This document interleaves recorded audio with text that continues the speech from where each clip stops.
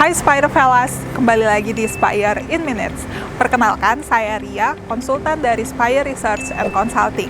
Kali ini kita akan membahas topik yang berkaitan dengan teknologi, yakni penggunaan sistem smart home di Indonesia. Yuk simak videonya.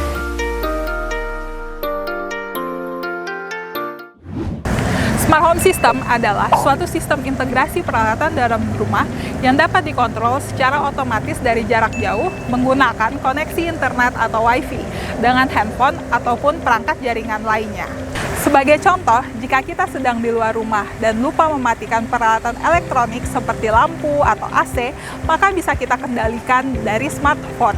Atau contohnya lagi, penggunaan perangkat IP kamera CCTV yang bisa kita akses juga dari smartphone. Jadi, kita bisa langsung mengetahui apa saja sih yang terjadi di rumah. Berdasarkan kegunaannya, smart home market dibagi ke dalam 6 segmen. Antara lain, pertama, segmen control dan connectivity, yang mana mencakup perangkat kendali jarak jauh atau remote control devices.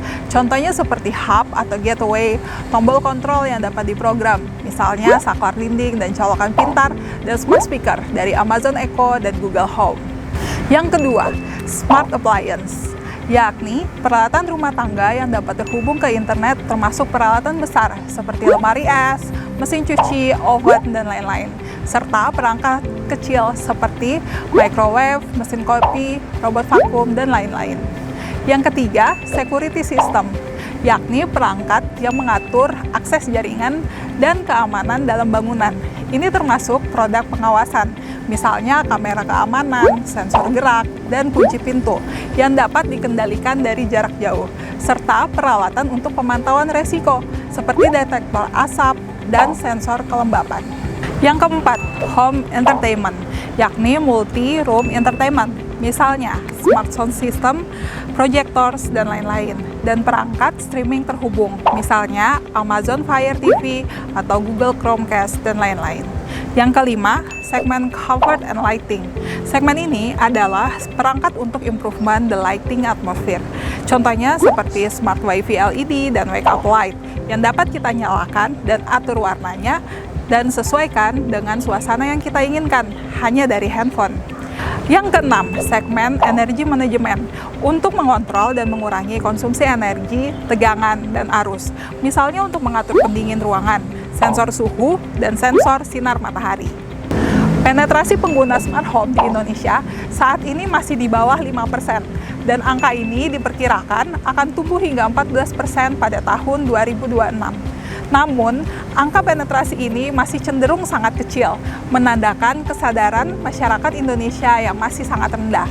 Pandemi COVID-19 yang membuat aktivitas lebih banyak dilakukan di rumah, jika didukung dengan jaringan internet yang lebih cepat dan harga perangkat yang semakin murah, akan membantu meningkatkan penetrasi pengguna smart home di Indonesia. Indonesia termasuk dalam kategori early adopter dalam penggunaan smart home, dan hal ini membuat demand terhadap produk smart home masih sangat terbatas dari segmen tertentu, yaitu lebih banyak dari segmen kelas menengah ke atas dan di kota-kota besar di Indonesia, karena konsep rumah pintar butuh lebih banyak biaya plus butuh koneksi internet yang stabil. Dalam perkembangannya, beberapa properti developer sudah mengadopsi sistem rumah pintar.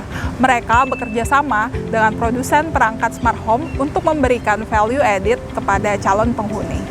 Penelitian menunjukkan bahwa perangkat smart home seperti touchless doors, smart kamera, CCTV, juga smart speakers memiliki peranan penting dalam memungkinkan implementasi social distancing yang aman. Dan sejauh ini, pemakaian CCTV IP kamera paling banyak diminati oleh masyarakat Indonesia untuk konsep smart home. Penyebab utama smart home semakin diminati masyarakat menengah adalah, pertama, perkembangan teknologi smartphone yang semakin maju dengan harga yang semakin terjangkau, juga penetrasi jaringan internet rumahan di Indonesia yang semakin tinggi dan semakin cepat koneksinya, membuat konsumen ingin mengoptimalkan penggunaannya karena produk seperti CCTV memerlukan koneksi internet yang stabil dan cepat. Yang kedua, beberapa peralatannya bisa dibeli langsung di e-marketplace, jadi sangat mudah didapatkan oleh konsumen. Juga karakter konsumen Indonesia usia 20-30-an yang tech savvy, suka mengulik perangkat, ditambah PSBB, WFH, dan kampanye di rumah saja sejak 2020 memaksa konsumen untuk tetap di rumah. Akibatnya, mereka mulai mengeksplorasi perangkat-perangkat IoT dan smart home. Yang ketiga, harga peralatan smart home semakin terjangkau dan bisa kita pasang sendiri di rumah. Contohnya, brand dari Cina, Xiaomi, yang dikenal lewat produk ponselnya, tapi ternyata juga memproduksi berbagai macam peralatan untuk sistem rumah pintar. Seperti misalnya untuk menghidupkan dan mematikan televisi, AC, lampu, bahkan punya robot untuk menyapu ruangan. Selain itu, salah satu brand yang dikenal oleh masyarakat adalah Bardi, yang aktif mengkampanyekan produknya di online marketplace dan sosial media.